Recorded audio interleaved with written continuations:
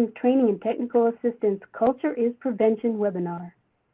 In a few moments, we will open the webinar in a good way. But before we do that, I have a few housekeeping items for you. Today's webinar is being recorded, and the recording with all documents will be available on the Native Connections website in the near future. The web address will be shared later in today's presentation for your convenience. We want to make sure this experience is as interactive as possible, so please feel free to use the chat box to communicate with the presenters and each other.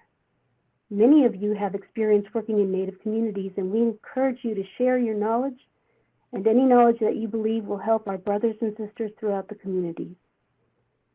At the end of this webinar, there will be a question and answer session to allow time for presenters to answer any questions you may have for them. We will be happy to answer your questions by chat or email. Just note our emails at the end of this presentation. Again, my name is Sarah Pearson, and I am the Native Connections Curriculum Developer.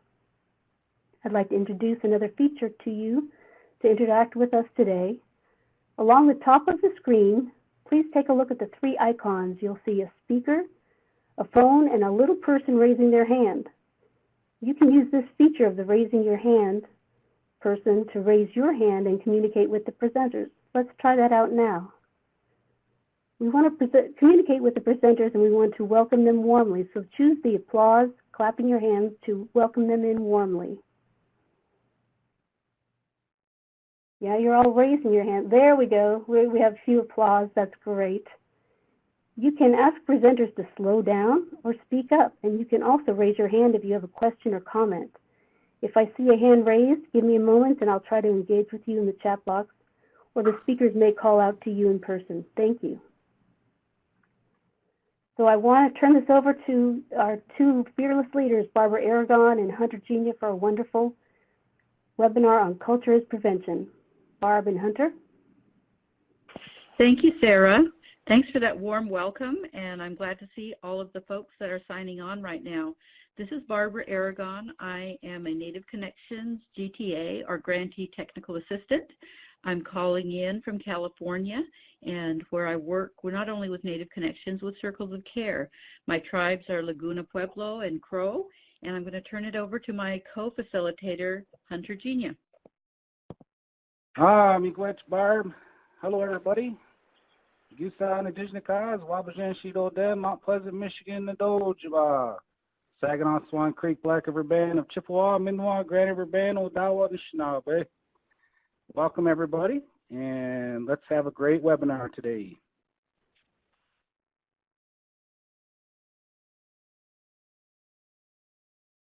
Okay, I also want to present our grantee presenters. The grantees presentation is always a real highlight of webinars. And so we have three different grantees. The first one is Mark Goki, who will be presenting. He's a project assistant with the Red Cliff Native Connections Project, and I'll read you a little bit about him. He is a member of the Red Cliff Band of Lake Superior, Chippewa. He was born in Milwaukee, Wisconsin, and Mr. Goki was fortunate to visit his family on the Red Cliff Reservation several times a year before moving there in 1991. While growing up, he was taught the Anishinaabe language by his father and other family members. He's also learned about tribal history, medicines, and ceremonies. It's with these teachings in mind that have led him to continue to learn and give back to the community. His co-presenter is Laura Gamble. She's also an enrolled tribal member of the Red Cliff Band of Lake Superior, Chippewa. In 1992, she graduated from Northland College in Ashland, Wisconsin, with a BS in psychology. In 1992, Ms. Gamble graduated from the University of Wisconsin Superior with a MSc in counseling. Lorna has worked for the tribe for 12 years. She has quite a few positions while working for the tribe, and they have included the home visitor for the Early Head Start program. Also, she has directed a number of programs, including the Indian Child Welfare Program, the Family Violence Prevention, and she's been the Interim Family and Human Services Administrator and CCS Quality Assurance Administrator. She is currently the Native Connections Grant Manager, and they will be among our first presentations.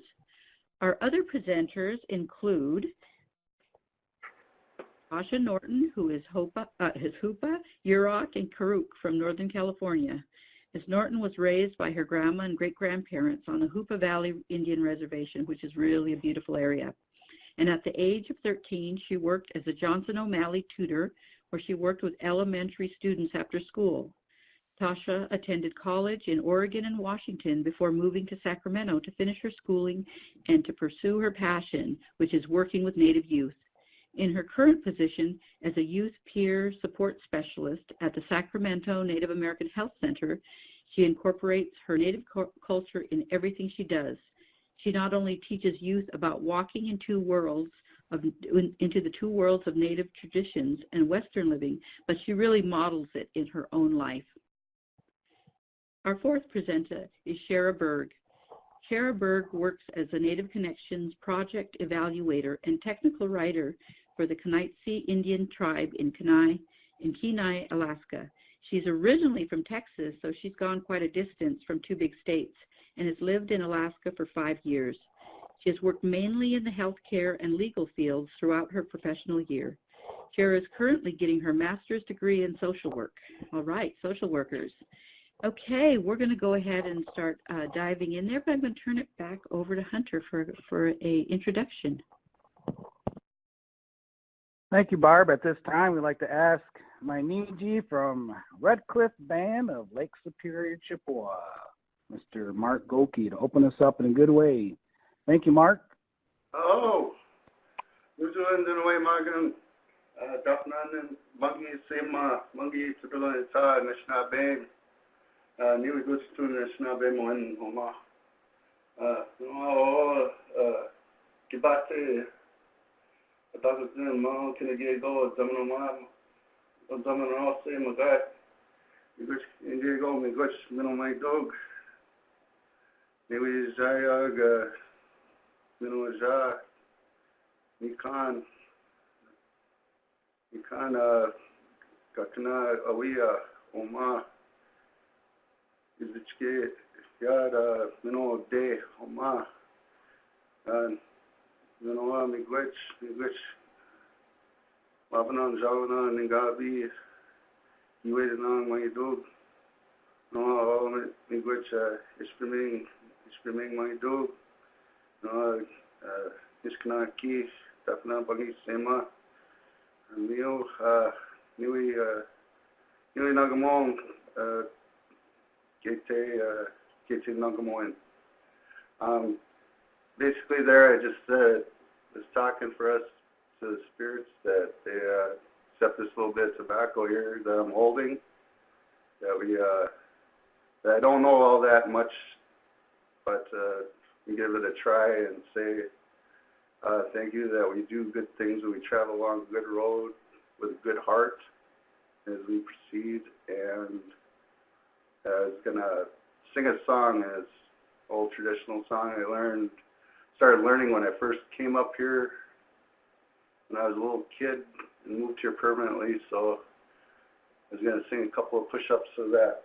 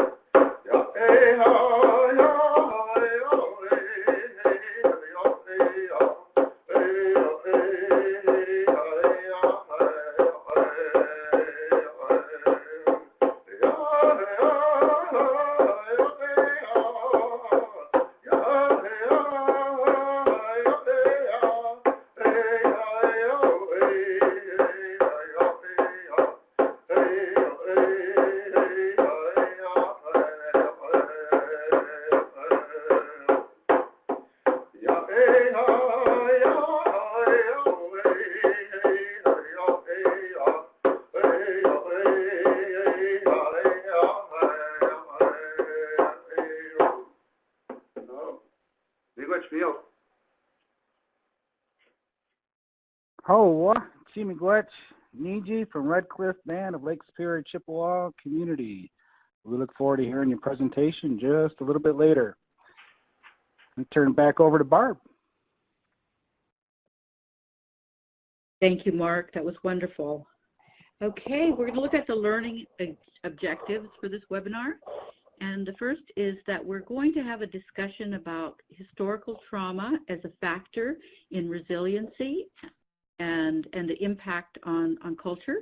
We're also going to increase awareness of how Native Connections grantees are using cultural revitalization in their strategic action plans, or their SAPs. Another objective is we're going to increase awareness of research on cultural and evidence-based activities.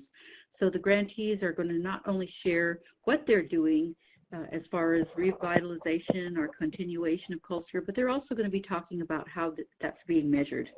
We appreciate that.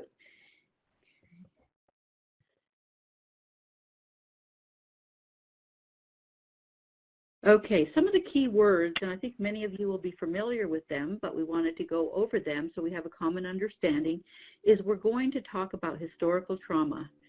And this is going to be, many of you are familiar with Maria Yellow Horse Braveheart, and this is the definition is cumulative, psychological, and emotional wounding across generation, including one's own lifespan.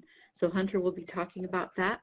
We're also going to be talking about cultural protective factors, and those are the variables that have a direct effect on behavior and how they are resilient. They keep us focused on wellness and how we can use them despite trauma, both historical and across the lifespan.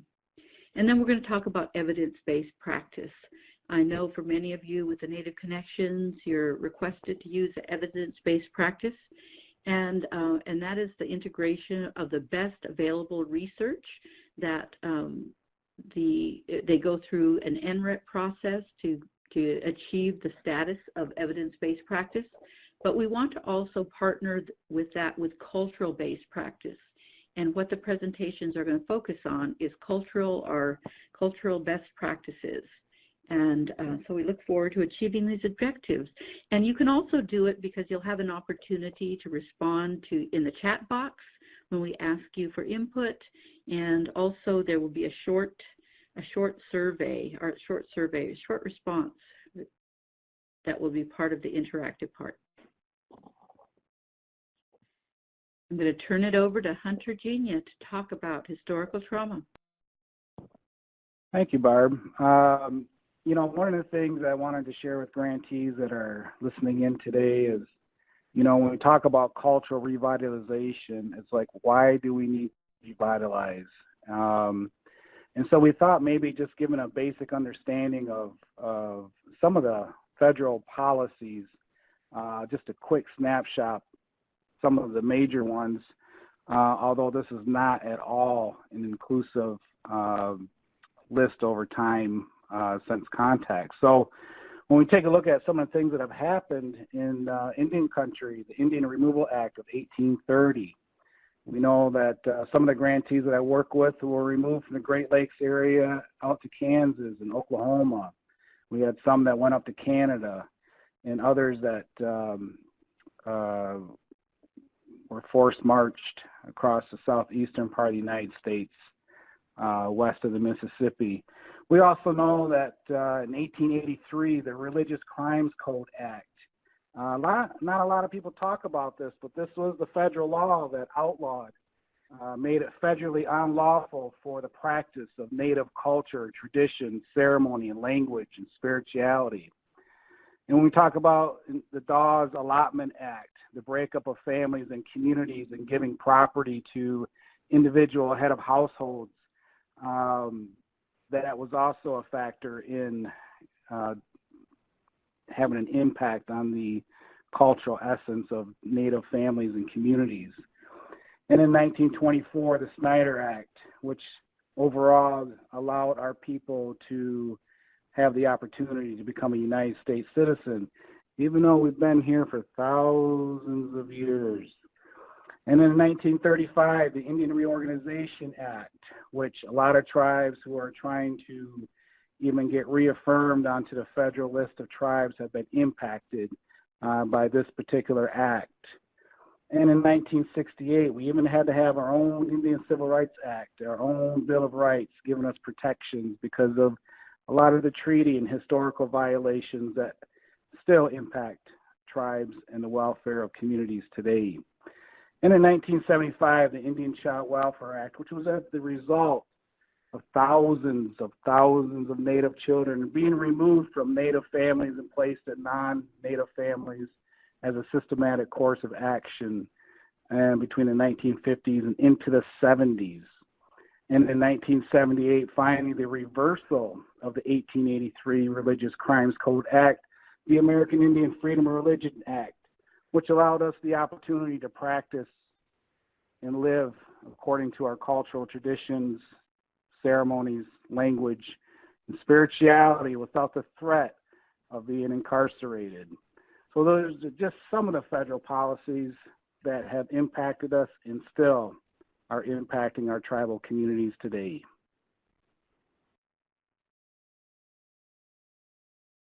Because of these federal policies, a lot of the work that all of our grantees, our awesome grantees, some of the work that they are doing in their strategic action plan and in connection with the community readiness model and assessments, he took a look at how ready was your community in taking action towards issues that are going on and concerns in your community and families, and where do we need to start with some of the basic strategic action plan strategies.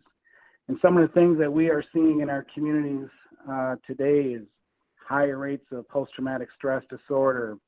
Matter of fact, research I found shares that our people suffer PTSD at the same rate as Iraqi and Afghanistan veterans, combat veterans. We have higher rates of depression, anxiety, and attachment disorders. A lot of that coming from the boarding school experience in that period of time. We also see a lot of OCD, obsessive compulsive disorders, and chemical addiction. Many of our grantees are looking at strategies to overcome opiates and other addictions, and still including alcohol and marijuana issues in our community. We're trying to address suicide. We see a lot of suicide in Indian country. So how are communities addressing those? And we'll get to hear some of those stories today from our awesome grantees that will be presenting. And that intentional poverty, not just poverty, but that intentional poverty that we see some of our tribal communities still living in third world condition situations in their communities. And so how do we deal with giving them hope and build resilience? And education level achievement, we're seeing the impact of historical trauma on educational level achievement. And also the lateral violence, aggression, and trauma. We have some tribes that are even still practicing or starting to practice that non-traditional disenrollment, things of that are going on in Indian country. So these are some of the things that we're seeing as an impact as a result of historical trauma. Thank you, Barb. Yes, and now we'd like to involve the audience because Hunter went over some of the very common things that we hear about in Indian country, and when we're talking about historical trauma or also some of the trauma across the lifespan. Now we want to hear from you, and so we have a short answer poll. Great. If you can see some of them, it looks like borders dividing the tribes. So we can see that the borders have always been an issue, continue to be an issue. And sometimes it's tribes in one area, but we also have some tribes that are both, that also go into Mexico and into Canada. So relocation, urbanization, many of us are now living in urban areas, and some of it was by policy, some by choice. Also, we look at boarding schools, per capita payments. For some tribes, they were not allowed to return to their original homelands. And we talk about the Trail of Tears, and there have been multiple trails of tears for many tribes. for the Pequot and many other tribes too, not being allowed to speak the language. Again, boarding schools, ICWA, land claims, it being criminalized to speak our language or practice culture. Again, border issues, enrollment requirements, and also I also saw that disenrollment for many tribes that are disenrolling their tribal members, and that has caused modern day trauma. We see quite a few of different policies that have impacted our practices. Some of them are federal, some are them regional, but we know that these have created trauma for our communities. Okay, so we can spend time talking about the trauma, but we really want to again move to our grantees who are addressing that trauma, and they are doing healing practices and they're revitalizing culture. And with that, we want to begin to move to for them to share what they are doing, not only through their programs, but also on their reservations and how they're integrated into their SAPs.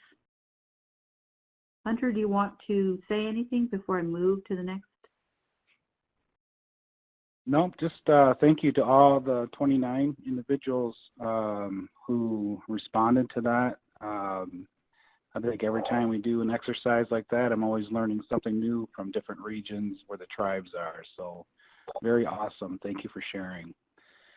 One of the things we want to talk about is when we're doing this kind of native wellness work in Indian country, in our communities, we wanted to just take a minute to review the key principles of trauma-informed approach. And you can find this on SAMHSA.gov, SAMHSA's website. So when we're talking about doing this work in our tribal communities, we want to make sure we establish safety. We want, what are those things that we need to do to make sure everyone feels okay being here? How are we going to be with one another in our communities or when we visit programs and services? We want to make sure that we establish trust and transparency. A lot of those federal policies have created a lot of distrust. And so our tribal programs need to make sure that we're establishing a trauma-informed approach in our programs and services.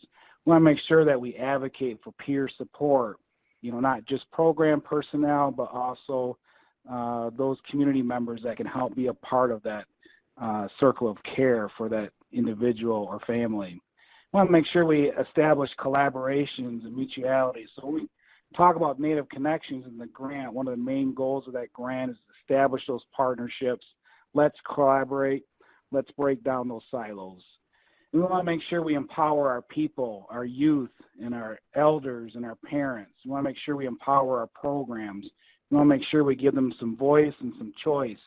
And so you see a lot of the efforts that are going on in Indian country today are community-based trauma-informed approaches such as GONAs and GO-ANs. We want to make sure that we understand and that all of our staff understand the cultural, historical, and gender issues in our tribal communities. When we sign on to be an employee of that tribe, we understand that we have a commitment to understanding that particular tribe's culture, history, practices, etc. So these are things that are some of the key principles of that trauma-informed approach. Thank you, Hunter. And I think that is great. And because we know they're trauma-informed, if you look at them, they're also culturally informed. And so we want to turn it over to our grantees. And please not only listen to what they're saying, but see if you can also identify some of the elements or principles of trauma-informed as they present. And our first grantee and presenters are going to be from Red Cliff, and I introduced them previously. And they're going to be Lorna Gamble and Mark Goki Jr., who opened us up in a good way. So Lorna, I'm going to turn it over to you. All right. Actually, I'd like to start off with a little history of the Red Cliff tribe and some of the historical trauma that we've faced. Mark? Oh, thanks a lot. Well, a lot of what we were just where we are if you go way back and start getting into the initial contact years, we were a big central hub of a lot of resources, a lot of economic activity. And with that came, when we had especially the French came in, and they ended up being big players in especially the fur trade, timber, all kinds of industries here, and it started moving us away from how we were kind of living. It was more of an economic capitalist-based way of doing things. Started getting into money, and also they started to proselytize the people here. And part of that, what ends up happening is the people that tend to do real well in that situation end up doing a lot of exploitative things to make money. And as far as, as far as conversion goes, that lends itself to traditional practices being looked on as something damnable and forbidden, and really they talked about signing that ticket to hell for you if you were just being yourself and continuing in your traditional ways. So we've identified some of the effects of the trauma. We have a high drug problem here, a lot of depression. We have a lot of dysfunction within our family units. We also have a lack of self-identity and shaming of our own cultural identity. And as we look at our families and our community now, we have people that are in their 70s and 80s who are admitting to feeling ashamed of who they are, ashamed of being Native American. And as we're looking at historical trauma, it's a way that they were raised to protect themselves and to protect their families, to survive. And so that historical trauma is passed down. And even though we may not know that we have these behaviors, we're still exhibiting them. And so as we're talking about the strategic action plans for our year one, when we did our CRA, our community readiness assessment, our community climate scored very low at a 2. Our community knowledge about the issue of suicide prevention and AODA, or alcohol and other drug abuse, was a 1. And our resources related to the issue of suicide or drug abuse was a 2. And one of the things that we learned about our community is that we have a tremendous amount of resources, and we have a lot of programs and a lot of grants and people helping, but our community doesn't understand it, or they're not comfortable with going to get these services.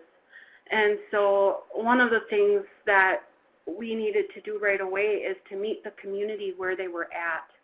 Instead of expecting them to come to us and tell us what their problems were, we need to just take a look at that, where they are and what they're doing, and meet them where they're comfortable, and that includes the cultural education as well. We had been trying to do a lot in a short amount of time to try to get a language revitalization, our culture revitalization, and that was putting a lot of pressure on our community, and they actually were resistant. So one of the things that we did was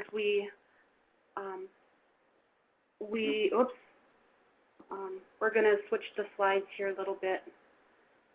Again. More? No, we'll go with this one.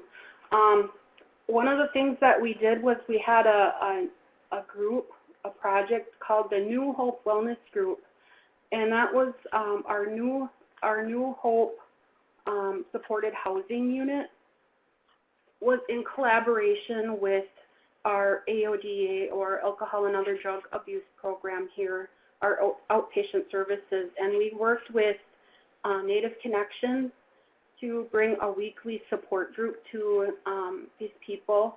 The target group were families that were in recovery, and we provided traditional crafts, weekly language, and storytelling to the families. And at times we averaged about 10 people per session. And one of the things that we started off with was doing bundles. And so we taught them about our sacred medicines, and they each had their own little bag. And up on the top you can see a set of bags there.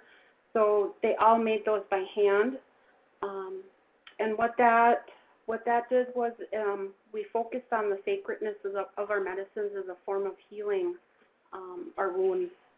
We also made moccasins, and that we focused our lessons on patience and perseverance, respect, and a sense of accomplishment. And it also worked on their self-esteem.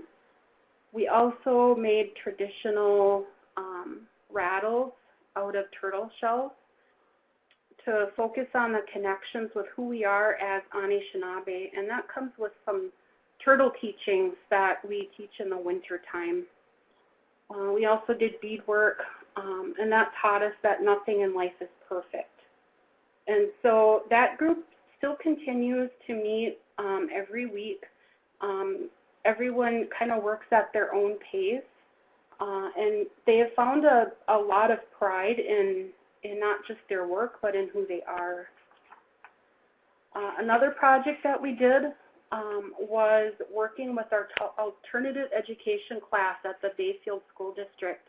And we worked with the youth that were considered at risk. They had behavior issues. They were at risk of abusing drugs and alcohol. We met with them at our Mishomis Wellness Center here every 2 weeks. And again, that was a collaboration between our AODA outpatient facility here and the Native Connections Project and the Bayfield School.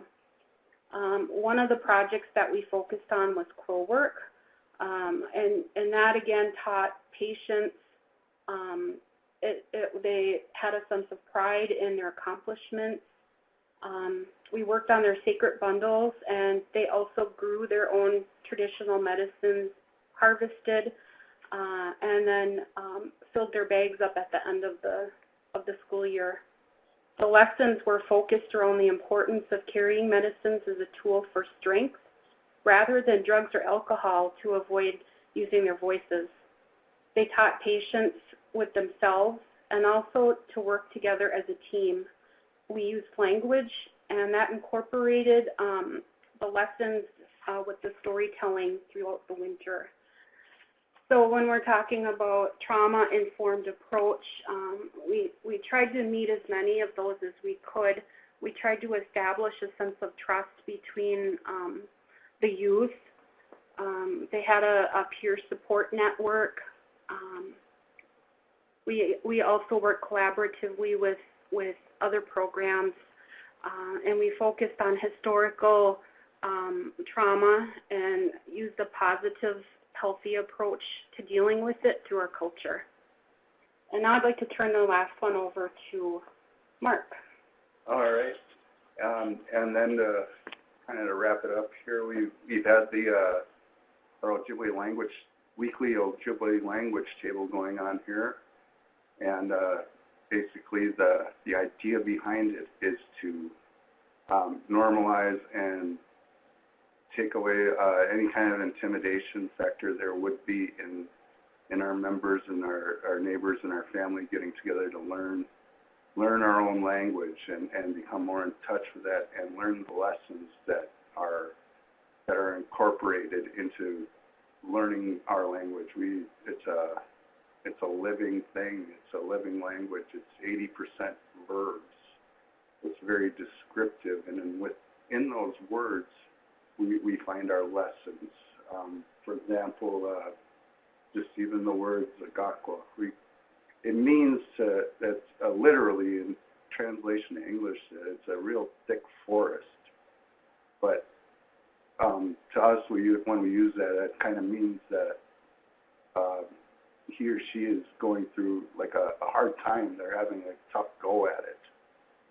But within that forest, it doesn't mean that's where it stops, it's where it ends. That's just kind of where you are at that particular time, and that you can still make it through that, and you get to be reinforced just even by the philosophy behind the language. And in all that, there's teachings, and we learn history through it.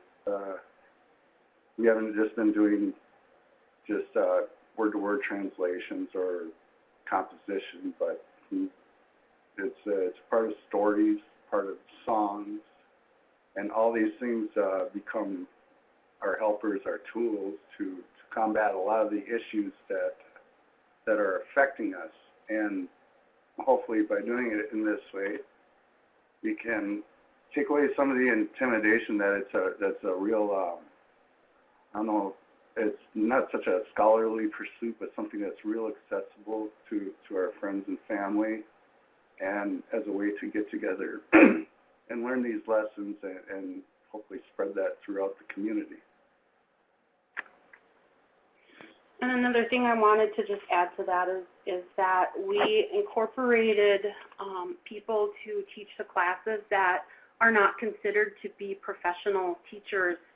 There are people every day in our community, and even if they know, 6 words, if they can teach those 6 words, we're starting to normalize the use of that language so that they don't feel that shame, and to realize that, gee, our community does know a lot of stuff. Our community does have a sense of pride.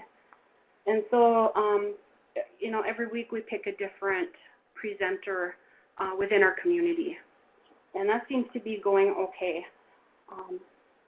So the last slide that we have is just, it's not on. What went well for us with these projects? The students were interested in learning about their culture. There was a willingness to share stories of strength within the group. We chose to use a strength-based approach. We focused on the positive. Even if negative things were brought up, we helped them learn that they had a lot of strength from getting through those situations. What could be improved? The structured activities could be a challenge for youth, especially with time restraints. And so we found that one project that an adult could probably finish really took about 2 weeks to a month to do.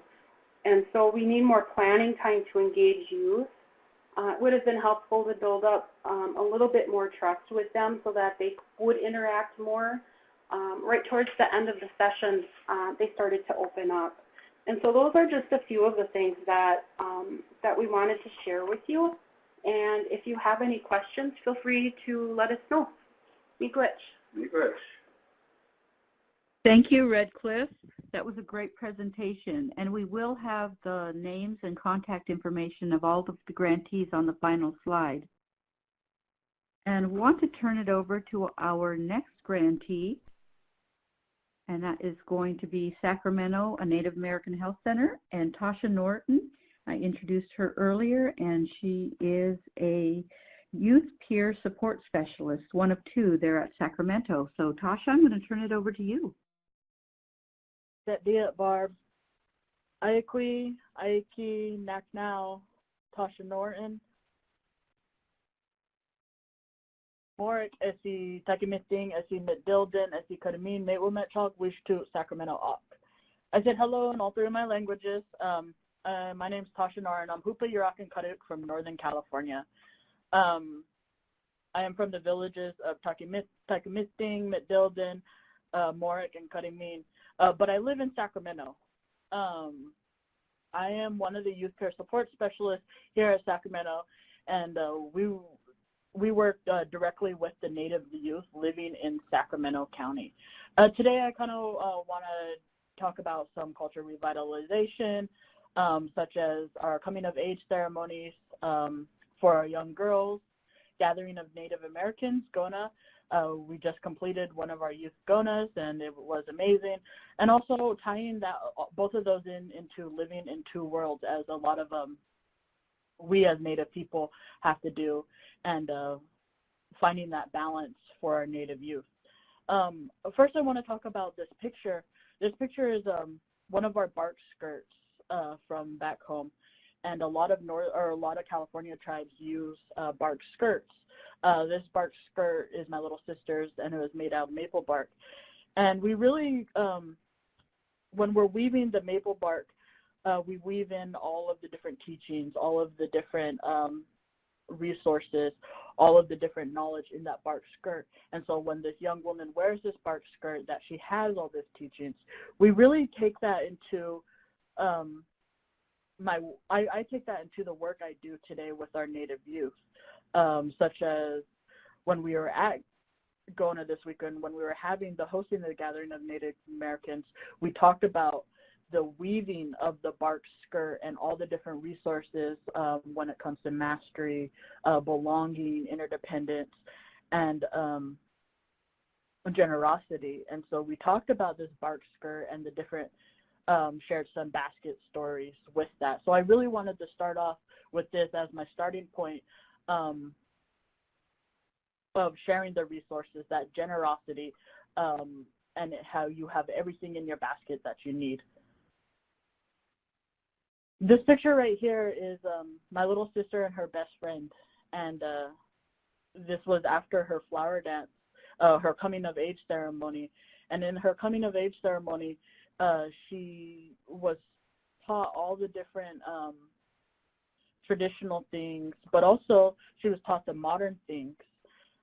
Within her coming-of-age ceremonies, she was referred to as a kanofdunk, and she was at what we consider at one of her most highest and spiritual places. Everything that was taught to her during her coming-of-age ceremony, she was able to carry on through life. She just graduated high school, and all the different resources and everything that she learned during her coming-of-age ceremony is helping her betterment herself by going to college, continue to play college, or continue playing basketball on a college level.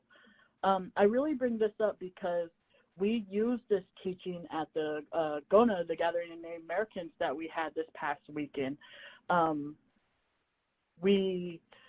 night we went to the Roundhouse here, and in California, the Roundhouse is a really spiritual place for some of the California tribes. And some of the girls, they were unable to go into the Roundhouse because it was their moon time. They were on their period. They were menstruating. And so what we did, some of the older females of the group, and I was a facilitator, is we pulled the girls aside and we talked about the importance of having the moon, having the period. And a lot of the girls growing up today, they never really had that. It was always seen as a dirty thing. Oh, you're on your period, type of thing. And so we really empowered them to reclaim the importance of their moon and reclaim the importance of the young ladies, and talk about how spiritual this is, how for the young ladies that we have this medicine with us, and for us to be able to cleanse ourselves like that is so important. So we really brought that traditional side of the coming-of-age ceremony and incorporated it into our GONA, into the modern setting in which the young ladies were living in. And so that's bringing that balance of the both worlds, using that culture as prevention, those culture protective factors. For the young men, this slide is my nephew rowing one of our redwood canoes and my other nephew dancing in a ceremony. For our young men, we always teach them the respect of other people, but also their roles in life, to take care of their family, to do that hunting, to respect the women. A lot of our young men, and as my nephews, they grow up in a kind of in a rough home, and they've always seen kind of the more of the abusive side, that men, you know, are abusive, they're alcoholics and everything. But we really want to change that mindset, and for us, part of one of the ways to change that mindset is to incorporate them in culture, is to incorporate them into rowing the redwood canoe. At Gona, again, this past weekend, when the girls stepped aside because they were on their moons, the men of the group really talked to the young men about the importance of a woman and that their roles, and so that respect of treating the woman right, healthy relationships, having that male and female balance. With the picture on the left side, the redwood canoe, each part represents a body part. So there's the heart, there's the lung, there's the nose, everything like that. And so we teach that young boy to respect, ultimately, your body also. So that comes into, you know, the play of the healthy relationships, healthy sexuality, respecting the young woman. And we really incorporated that into the Gona, the Gathering of Native Americans we had this past weekend. This picture is probably one of my favorite pictures, but I'm a little biased. This picture is my mom and my niece, Olivia. And one of our mentalities for the youth, or one of our themes for the Youth Initiatives Department here at the Sacramento Native American Health Center is from baby basket to welder. And the word welder was really deemed by Dean Hoagland, and it's a well elder. So our teachings go from the baby baskets to a welder and incorporating the teaching from one generation to the next. For our Youth Ambassadors program here, it's our quote-unquote our board, our youth board for the Native Connections Grant. They're for the ages of 12 to 22, and they named themselves the Youth Ambassadors because they felt that they were more than a board. You know, they're the ambassadors of the Native community, of the Native children of this community.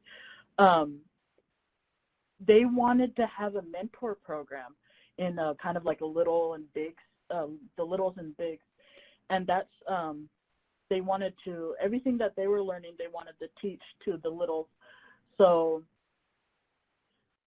that sustainability is there. So some of our youth ambassadors that are going off to college, they've trained these littles up in them to come over and take their role or step in.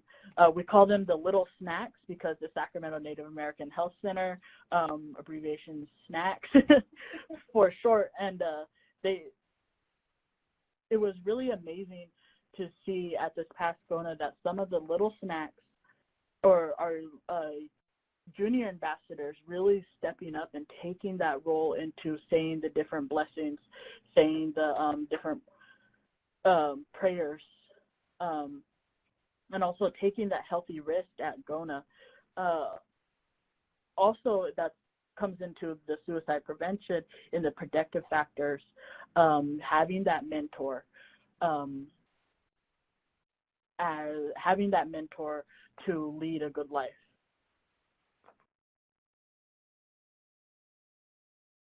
This picture is our ceremonial dresses, and I use this picture to talk about the walking in two worlds. As you can see, the dresses are walking, and finding that balance in both worlds, whether you know, our traditional Native world and also the Western world, and bringing them together in fusing those protective factors for our young youth, for our communities.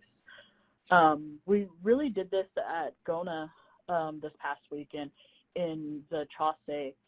We spent one night at the roundhouses, and we fused the Gona teachings, the Gona themes such as belonging, mastery, interdependence, generosity, and brought that together in a traditional cultural sense. I always like to quote one of my mentors, Virginia Hedrick, and she talks about, you know, suicide, drugs, and alcohol. They weren't in our worldview back in the day, in traditional times. That we need the Western medicine to help balance that. But if we get too far in our Western medicine, then we would get too far in losing our ways. And so this is when we have to fuse the best practices. We have to fuse the evidence base coming in. So at the GONA this past weekend, we had the best practice GONA cross-site study. Oh, this is a little map. Sorry, a little out of order. Hoopa is at the very most northern part of California, and Sacramento is in the middle. This is all the pre-contact tribes in California. If you have any questions about this, definitely let me know.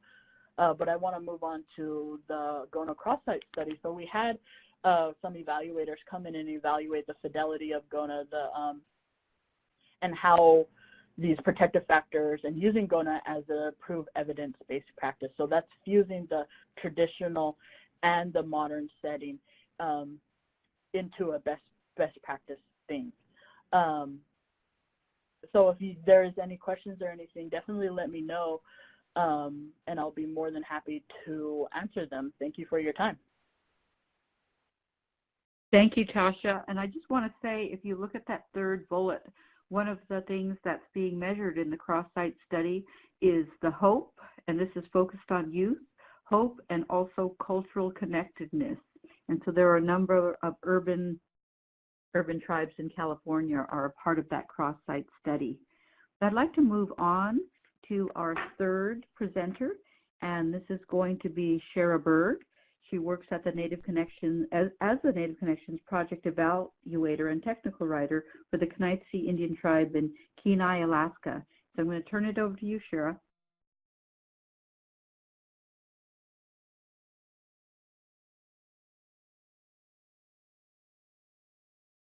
Shara, are you on mute?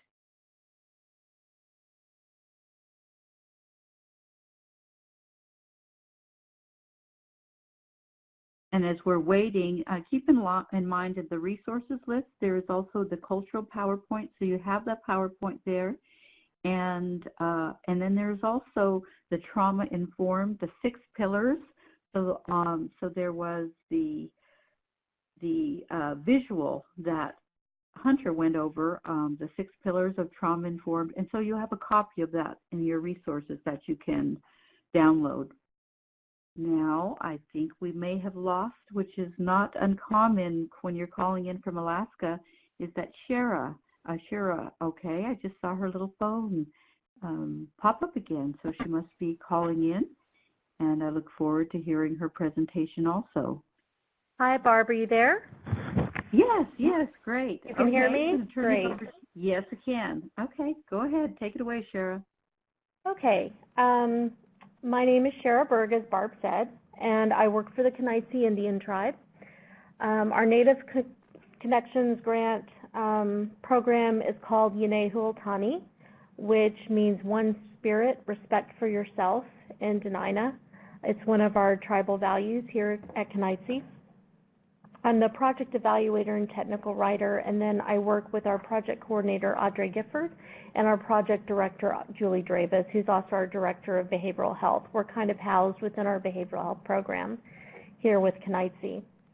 We're located about 150 miles southwest of Anchorage on the Kenai Peninsula, and we kind of really want to focus on culture as prevention, as this webinar talks about. When we initially started our program, we looked at risk and protector factors of people in our community. We did our community readiness assessment. We received a score of 4 overall, and then our community climate and leadership scores were about a 3, so we knew that those were the ones we kind of wanted to target. So when we looked at risk and protective factors, we knew that we wanted to make sure our strategic action plan represented building those protective factors, such as their cultural identity for Native youth and their concept of, self-esteem and just building those out. Getting them out of the house was also a focus, and getting them in nature, because Alaska is so beautiful, particularly in the summer, and there are so many great things you can do here, and a lot of kids stay indoors. We really wanted to work with that and build those protective factors up. So as far as culture as prevention, it's important to realize that sustaining culture in communities has been identified in multiple studies of American Indian and Alaska Native populations as preventative. And when your family's become disconnected from their culture, there's a sense of loss, and that's felt across generations, which is also called intergenerational trauma. That can be due to historical trauma, such as Alaska Natives have experienced. It's important to reconnect the youth that we work with and their families to their culture and community to give them a sense of belonging and purpose. And if you're working with Alaska Native American youth, you should make sure that they're learning about their culture and of the community they're working in, so that our programs can be more culturally competent. So that was very much a focus that we had. So some of the activities that we did, we're currently in our year 2 of the grant, and I wanted to kind of go over, majority of these are year 1 activities, what we kind of started with. Our first event was our Ninchi Eshla event, which means you and me. That was an event that we held during some of the long winter months. It happened in February, but there's a lot of long winter months before that where people are kind of kept indoors. We wanted to provide kind of a get-together, just a very casual get-together that people could get out of their house. And so we had a fire pit lit, we had drumming, we had food, and people just got together. We sang songs. It was a really special. We had it the year before. We had it the first year, and we had it recently this year as well in our year 2.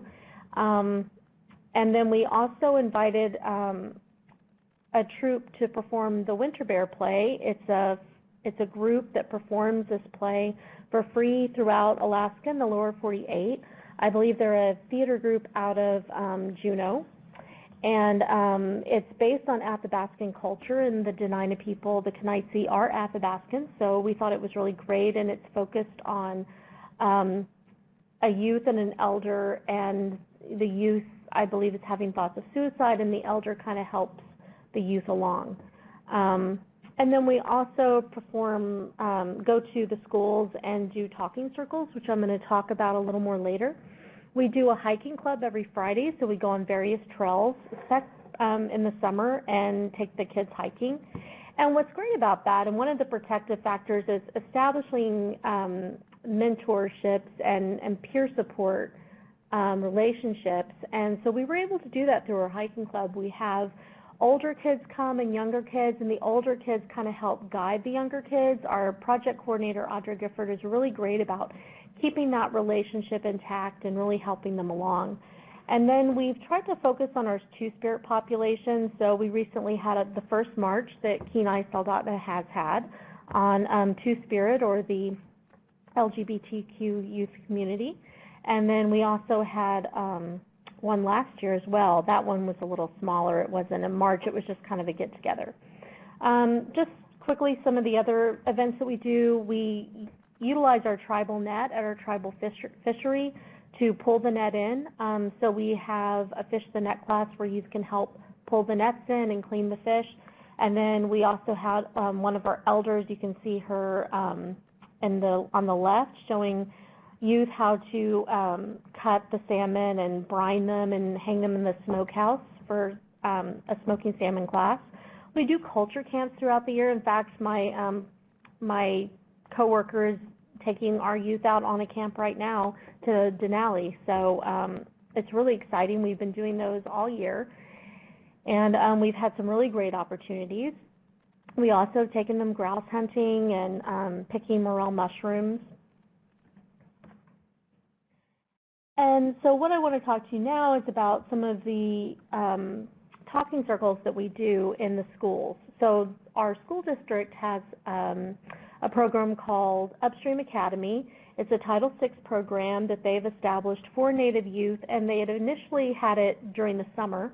And it was a week-long camp, and they offered, and it was just for Native youth in the area, and then they gave them just different opportunities and activities.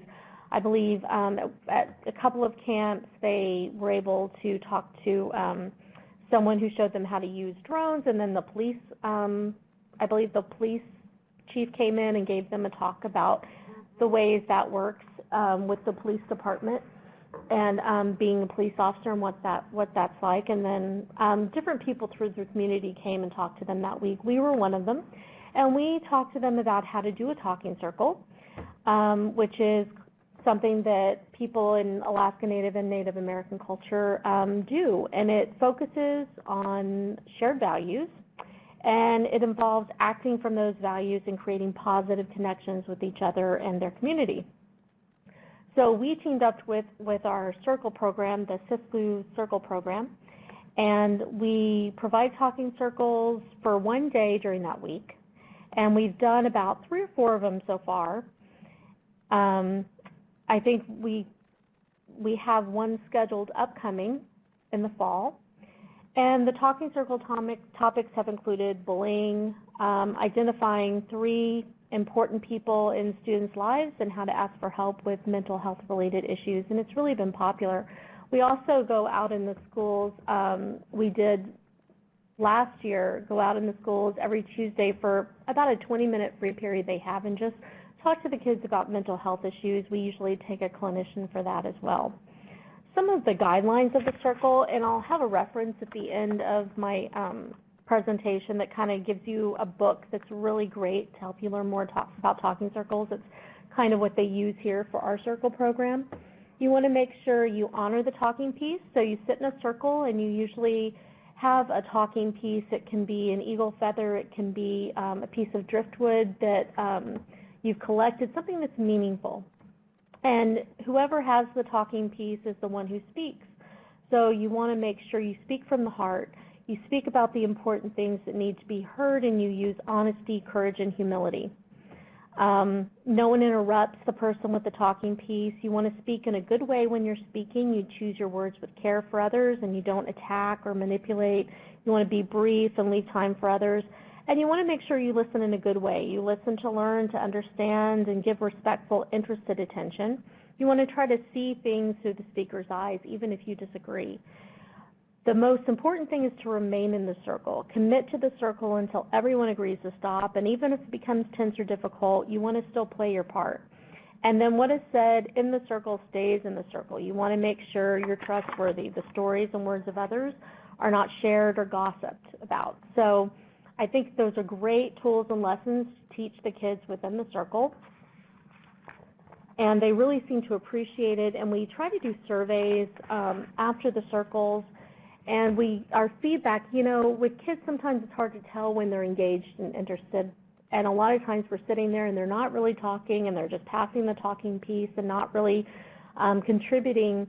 And because we don't make them talk, you know, they're perfectly free to pass the talking piece. And, you know, afterwards when we get the surveys, we realize we really did make a difference. The ones who spoke up, sometimes they would delve deep. And when we get our surveys back, they said, we want to talk about deeper subjects.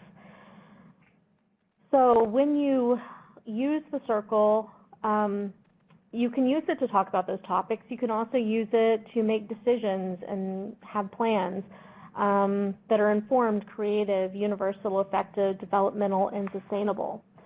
We also, just on another note, had a GOAN, which is a gathering of Alaska Natives, and that was developed from the GONA, the Gathering of Native Americans, and then adapted for Alaska. And I just want to say that was a really great experience. Our Native Connections Coordinator, Gary Newman, came down and led it, and Valerie, and we were so grateful for that experience. It brought 2 tribes of Dena'ina people, the Kenaitze and the Ninilchik tribe, together.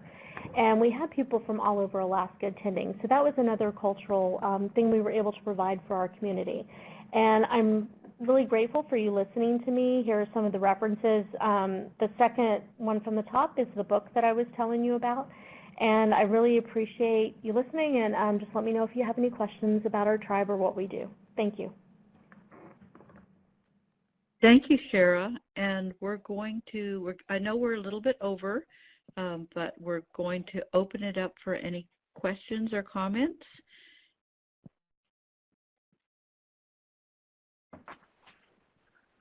Awesome. Thank you, Barb, and thank you to all the grantees that presented today. Totally awesome. Filling up my spirit cup, listening to all the culture and activities that you're doing in your communities. It's just really, really grateful for all that you've shared. And we have a lot of grantees that could have helped with this presentation, and so we're not forgetting about you. And yes, Jody, you have a question about going on. And yes, you can email me, absolutely. Also, one of the things I've been seeing in Indian country too is that some of the nearby tribes are doing collaborative going-ons with their youth and everything. So that is really awesome to see. I believe Red Cliff and Bad River just had a youth going on together, and so you can stretch beyond your own tribal community there and do some collaborative work that way. If you want to type in your questions in the chat box at the bottom, feel free to do that at this time. And that can be for any of the grantees. I see a comment from Kathleen that it was really a good webinar, so we can give the folks, grantees, an applause while some folks are typing in questions. I see Crystalline is typing it in. Awesome. Great. We have multiple attendees. Okay, and someone asked for my email, and so at the last slide, when we're finished here, and I think I'll go back to that, we will have the slides that are available, and all of our contact information is on those slides. You know, one of the things I was thinking about, Barb, is when Red Cliff was doing their presentation, how we have some of the Great Lakes tribes that were removed out west under the Indian Removal Act to Kansas and Oklahoma. Those grantees, you guys can get in touch with one another and share information, as some of those tribes in Oklahoma and Kansas are Anishinaabe tribes, and you know, great opportunity to reconnect. Chanel, we agree. These grantees did an amazing job, amazing, and you know, it makes our heart feel really good to see what's happening and reversing the impact, reversing the harm and the impact from historical trauma and getting to our historical resilience. And it's really good to see. Good question. The cultural connection scale and hope. Barb, you want to take that? Yes, we can get that sent to you. And I know that it is an effort by Jamie Barges, who has been working with the maybe 4 or 5 different grantees in California. I know all of the findings are, you know, it is an ongoing process, but we can reach out to them. But the Hope Hearth Index survey should be available online, but we can make it available to folks also. Thanks also for the see question. Verna was asking about Sarah's presentation, if it's in a downloadable PowerPoint. Sarah, if you have that, if you could send that to your GTA, we could go ahead and forward that to Verna. Or if you want to put your contact information, Sarah, Sharon, in the chat box, she can get a hold of you directly as well, if you're okay with that. Okay, is that Sarah or Shara PowerPoint that you need? I think she meant Shara. Okay. What did you need me to do? Oh, there was a request for your PowerPoint. There was some confusion whether if they were asking for Shara's, which we think it is, or Sarah's. And Sarah covered the disclaimer and the introductions at the beginning. Okay. Well, I can forward that if you need me to. Yes, we can make sure everyone gets one. Okay.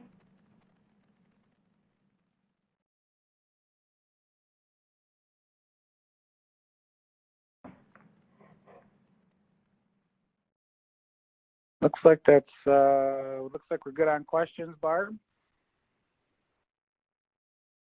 Great. Then let's go ahead and send it over to Sarah. But thank you all. Thank you all for being part of the webinar. And you will be receiving a notice about the recording. It'll be available to you. If you don't get it right away, reach out to your GTA and we'll send it to you. So Sarah? Thank you, Barb. Thank you to all our presenters and our panelists. We heard a lot of excellent examples and information on culture as prevention. And just a reminder, the PowerPoint for this presentation is in the resources to the bottom right-hand corner of the screen. So thank you for your questions, and contact information for